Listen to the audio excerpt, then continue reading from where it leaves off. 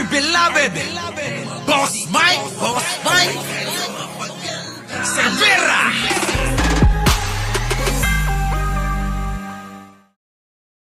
Oh, eto na ngayon, si Manang Aimee ko, Manang Aimee, bakit naman kasi ginawa mong presidente si Pangulong Bongbong Marcos?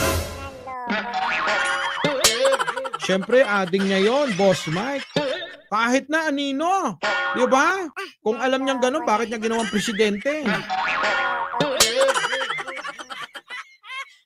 Propaganda lang nila yon. Propaganda nilang nila yon. Siyempre, bayaran. Oo, may pera yan. Hindi magkakaganyan si Maharlika kung walang bayad yan. Oo, di ba? Sige, eto na. Ng kapatid ni Pangulong Marcos Jr. na si Senadora Aimee Marcos na mauwi lamang sa pamumulitika at... baka na naman kayo, ha? Yung mga ayaw kay Manang Aimee ko, yung mga nagtatampo, ha? Yung mga nagtatampo kay Manang Aimee ko, baka pwede naman, tanggalin nyo na yung tampo nyo. Yung tampo nyo. Sabi ko sa inyo, dahan-dahan niya, makikilala nyo na ang tunay na kulay ni Manang Aimee ko. Tuloy natin to. Dali, ulit. Ng kapatid ni Pangulong Marcos Jr. na si Senadora Aimee Marcos na mauwi lamang sa pamumulitika at personalan ang investigasyon ng Senado sa PIDEA Leaks. Sa harap nito, inihirit naman ng ilang mga senador na itigil na ang investigasyon sa nasabing kontrobersya. Mean Corvera sa balita. Narinig nyo? Oo, buti pa tong Net25 di ba? Thank you naman sa Net25, talagang balancing magbalita. Pasok. Hindi mo alam kung kailan ka natanggal sa serbisyo? Your Honor, yung ganyang hindi kailangan ko sa dokumento. Your Honor. Ipinatitigil na ng mga senador ang investigasyon sa umano'y nag-leak na impormasyon mula sa PIDEA kung saan idinadawit si Pangulong Ferdinand Marcos Jr. na umano'y gumagamit ng illegal drugs. Pinatitigil na ng mga senador maliban kay Bongo siguro at saka kay Bongo ulit. At saka kay, si Robin kasi parang dismayado rin no? Gusto sana ni Maharlika maging konsul ng US Consulate sa San Francisco for Western USA. Kaso, tuloy. Pangamba ng kanyang kapatid na si Senator Aimee Marcos, baka mauwi lang sa pamumulitika ang issue at mauwi sa personalan. Yan na, sinasabi ko sa inyo. Sabi ko sa inyo, laging banat ni Manang Aimee, puro ganyan lang Pero kita nyo naman kung inyong lalawakan ng isipan, kung inyong iisa-isahin yung mga salita na binibigkas ng Manang Aimee ko, Desert Spring, Aba, baka magulat kayo. Tama si Maharlika. Si Manang Aimee ko ang nagluklok kay Pangulong Bongbong Marcos! Mami kong alam kong galit ka dyan. Mali kayo nang iniisip kay Manang Aimee. Maniwala kayo sa akin. Ang chairman kasi na nag-iimbestiga ay kaalyado ni dating Pangulong Rodrigo Duterte na nag-aakusa naman kay PBBM na umano'y gumagamit ng cocaine. Nalulungkot ako kasi palala ng palala ang hidwaan. Aminin natin talagang anghang na ang mga salita at hindi na maganda ang mga akusasyon. Wala pa naman Wala pa naman. Talagang kinokontrol mo lang. Wala pa naman. Tuloy mo. Talagang pati si Senator Bato, sinasabi nila na damay-damay sa ICC, pati si Senator Bongo, pati si VP Sara. Yari na, mga boss. Galing yan kay kay Manang Aimee. Damay na talaga si Bongo, Senator Bato, at saka si VP Sara nyo. Paano yun? Ano ba ang nangyayari? Hindi ko na maintindihan. Akala ko talagang itatayo natin ang soberanya natin at hindi papayagan yung ICC. Pero kung minsan may mga... Manang Aimee, may alam ako. Huwag kang ganyan yung itsura mo. Interviewin ko kaya yun. Para sa kaliwanagan ng mga tao. Manang Amy, may alam ako. May alam talaga ako. Manang Amy, may alam ako. Sa totoo lang. Oo. Hoy! Marco Polo! Huwag kayo magalit. Maniwala kayo sa akin, ha? Manang Amy, kilala mo ba si Laila de Lima? Kilala mo yun, di ba? Si Laila de Lima? Kilala mo yan. Di ba?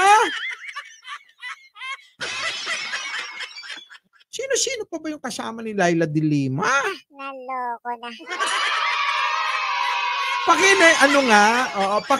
Paki-comment yung mga pangalang kasama ni Laila de Lima na nakulong. Paki-comment nga. Oo, naku, huwag kayo magalit. Maniwala kayo sa akin, huwag kayo magalit. Tuloy na natin, Manang Amy. Tuloy mo ang pagpapanggap. Pasok! Press release na hindi ko maintindihan mula sa DOJ. Ganon din yung nangyari doon sa confidential funds at yung iba't ibang intel. Manang Amy, bakit kailangan mo pambanggitin yan? Gusto mo bang itanim sa isipan ng taong bayan yung confidential fund, yung ICC? Ganon ba? Paalala mo na ipaalala? Para para hindi makalimutan ng mga tao? Galit na galit sila sa'yo. Galit na galit sila sa'yo, Manang Amy. Oo. Naku, magsalita ka na. Pasok. Funds ng DepEd, ng OVP, tungkol naman kay VP Sara, tapos may inilulunsad pang impeachment complaint. Kaya ang pagdinig ko, talagang mas magiging mainit pa yan sa susunod na mga kongreso. Ganito rin ang apela ni Sen. Diba? Tsaka huwag niyo kalimutan yung 51 billion daw. Ramon Bong Revilla na nagsabing hindi malayo. Sabi nila kamukha ko yan. Kamukha ko ba? Parang hindi naman. Di habang naman na mas gwapo ko dyan ng isang paligo, ha? Kaso, Mabahira ng politika ang issue. Kung wala naman anyang matibay na ebidensya, dapat nang itigil ang pag-ungkat sa issue dahil ang inaakusahan ay ang pinakamataas na pinuno ng bansa. Kita nyo? Kita nyo? Wala na ito. Tapos na ang yan, si Kalbo. Tapos na yan. Oo, tapos na. Wala na. Tapos na itong si mga Kalbo. Oo, Hindi kasi anya malayong magamit rin ang issue sa mga kaso ng destabilisasyon. Kung wala naman sapat na ebidensya, I think we should kumbaga isara na natin yung hearing, no? At sana dahil pagka nagpatuloy ang ganyan, it's not good for our economy. Ang maapektuhan diyan ay ang ating bansa. Tayong lahat po ay nakasakay sa iisang bangka. Pagka lumubog yan, lubog tayo lahat. Correct. So, gusto nyo bang bumagsak ang piso? Gusto nyo bang bumagsak ang ating ekonomiya? Maghirap na naman ang ating bansa? Wag naman. Kaya si Senate maghirap na naman ang ating bansa. Parang sinasabi ni Senator Rebilla na naghirap yung bansa natin nung panahon ni Digong. Mga simpleng mga banat no? Kayo, mga simpleng banat nyo, ha? Ulitin nga natin. Eto na. Pansinin nyo kasi lahat ng mga litanya nila. Shoutout sa lahat ng mga bagong dating. Okay. Diyan ay ang ating bansa. Tayong lahat po ay nakasakay. Uy, hindi naman Piolo Pascual. Grabe naman kayo. Sa iisang bangka. Pagka lumubog yan, lubog tayo lahat. Correct. So, gusto nyo bang bumagsak ang piso? Gusto nyo bang bumagsak ang ating ekonomiya? Maghirap na naman ang ating bansa? Wag na. Maghirap na naman ang ating bansa? Wag naman. Pinaghirap na nga ni Duterte eh. Paghihirapin nyo na naman ulit. Diba? Diyos ko. Tuloy mo. Naman. Kaya si Senate President Juan Miguel Zubiri pinaghihinay-hinay ang mga kasamahang nag-iimbestiga sa mga kontrobersyal na issue. Sabi ni Zubiri, hindi dapat pumayag ang mga senador na magagamit lang ang institusyon. Mahirap yung hearsay evidence eh. If we accept hearsay evidence, marami po tayong matatanggap dito na witnesses. Totoo yan. Kung puro hearsay na lang, sabi lang ni ganito, imbestigahan, wala nang natapos mga boss. Wala na. Thank you naman kay Jeneline Blaseco. Nagpasweldo. Oo. Thank you naman. Sa Melvin look-alike ka, Manong. Ay, talaga? Bulbulaan laang. Oo. Hindi nyo ako mabobola. Mag-like kayo. Maniniwala ako. Sige nga, mag-like nga kayo.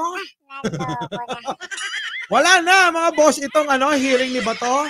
Wala na ito. Kasi, kahit na anong gawin ni Bato, hindi naman makikisa tong mga kasamang senador, magbobotohan yan, wala mangyayari.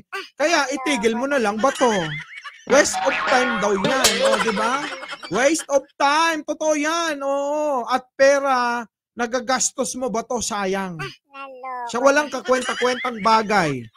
Muli, alam nyo na ang kasunod, Mike Cervera po, laging nagpapaalalang mahalin natin ang ating kapwa, ipagdasal po natin lagi ang ating bansa. Magandang umaga, magandang hapon at magandang gabi. Siya ang mandako ng mundo. Naroon kayo syempre. Magandang buhay na rin para sa ating lahat. Maraming salamat po. Our beloved Boss Mike.